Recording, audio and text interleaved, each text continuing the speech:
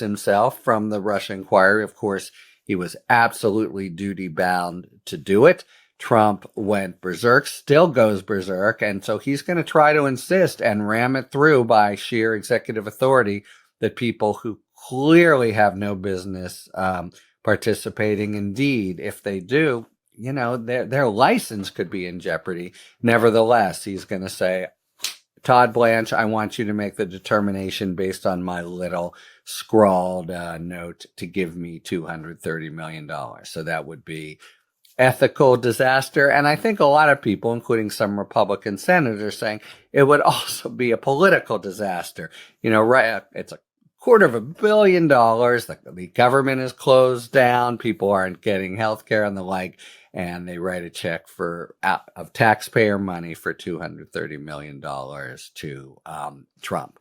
Then there's a whole nother dimension here of what would come next, because where he now would be is the way it works is the Federal Tort Claims Act is now the legal regime that governs whether or not the U.S. Will pay out the money.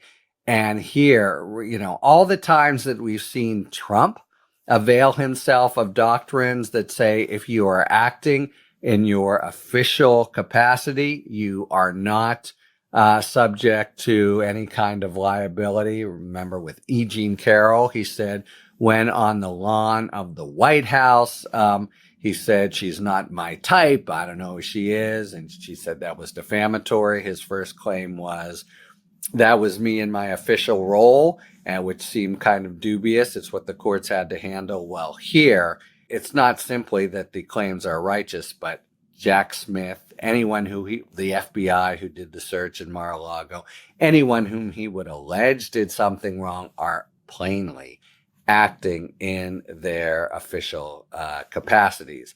And that means in and of itself, there shouldn't be the U.S. Remember, the Federal Tort Claims Act gives liability against the United States only where the United States as sovereign has waived it. So, for example, no intentional torts.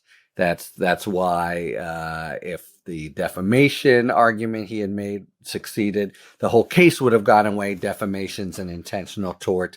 If he was in his official capacity, it would be the U.S.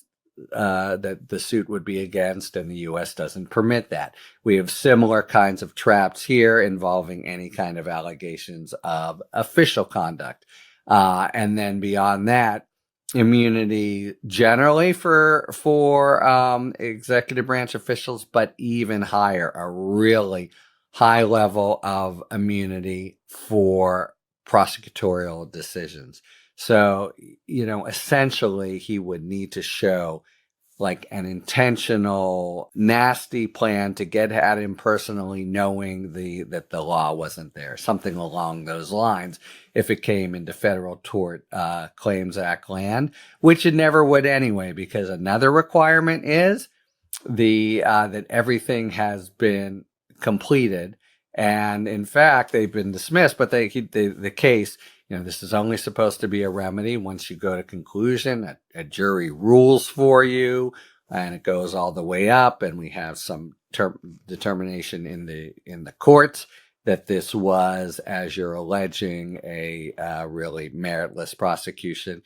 We don't have that here, and that's essential under the Federal Tort Claims Act. So the whole thing is just a complete phony kind of move. He's got, no right to it. He wouldn't have a right to it if he had a right to it, because it's so plainly wrong on the merits. And the whole notion, but he could actually try to force this through, and it certainly would be, a political scandal. But the whole notion that somehow the person who represented him in these very criminal investigations and is still there, you can't imagine a more stark conflict of interest, a more stark constitutional violation on the part of, more stark ethical violation on the part of Todd Blanche, and also a constitutional violation in the sense that he is sworn to take care of the laws, be faithfully executed, and he would be writing a check for $230 million, say, from the people's money from the fisc to give over to his boss and client. It's completely head spinning in every different way. And then finally, you can't just say $230 million, even though Trump is wont to say it.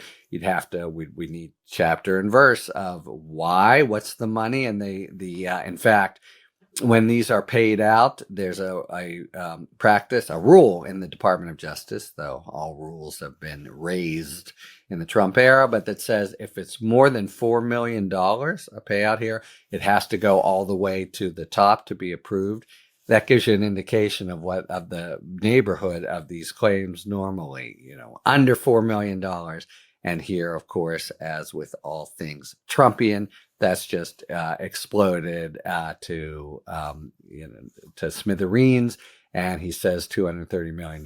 But again, under the law, if it did apply to him, we'd have to have some very punctilious proof of the same. So politically, it's a mess. I'll set that to the side for now. But you have even some Republicans saying, "Jeez, don't do this, Mr. President."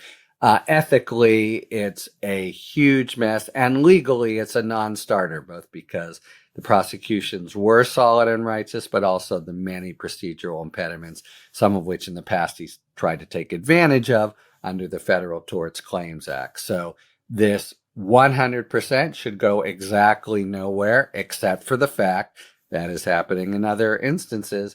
You have a corrupt Department of Justice now letting itself, going supine and letting Trump do whatever he wants. And maybe even a Supreme Court to say, well, that's the unitary executive. Sure, it's unethical, but if he says we don't have to comply with ethical rules, well, that's his constitutional prerogative. Shows how very, very far upriver we are in only 10 months of the Trump 2.0 administration. Talk to you later. Thanks for tuning in. If you enjoyed this video and other Talking Feds content, please take a second to like and subscribe. Talk to you later.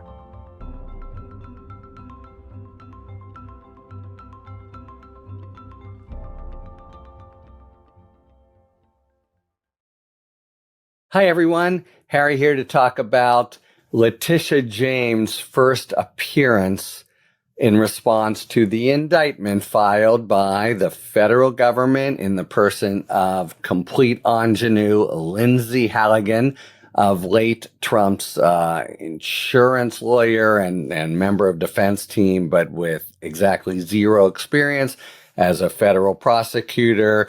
After the U.S. attorney in the district, Eastern District of Virginia, said we can't go forward on these charges, he was sacked, and his handpicked acolyte, Lindsay Halligan, put in there. She first went to the grand jury to get an indictment against Jim Comey.